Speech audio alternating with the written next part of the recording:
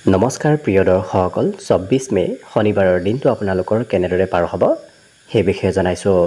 মেষ ৰাশিৰ ব্যক্তিসকলে নতুন কৌশল আয়ত্ত কৰিব পাৰিব। বৃষ ৰাশিৰ ব্যক্তিসকলৰ ব্যৱসায়ত উন্নতিৰ যোগ দেখা পোৱা গৈছে। মিথুন ৰাশিৰ ব্যক্তিসকলৰ অকণমান ভয়ভাৱ থাকিব পাৰে। কৰ্কট ৰাশিৰ ব্যক্তিসকলৰ চৰকাৰী সহায়ৰ যোগ দেখা পোৱা গৈছে। সিংহ ৰাশিৰ ব্যক্তিসকলে সকলোকে মৰম চেনেহ কৰা পৰিলক্ষিত হ'ব।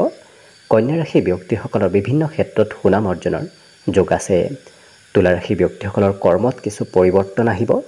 বৃশ্চিক ৰাশিৰ ব্যক্তিসকলে ক'ৰবাত প্ৰগ্ৰেমত অংশগ্ৰহণ কৰিব লাগিব। ধনু ৰাশিৰ ব্যক্তিসকলৰ মনত উন্নত চিন্তাধাৰাৰ সৃষ্টি হ'ব।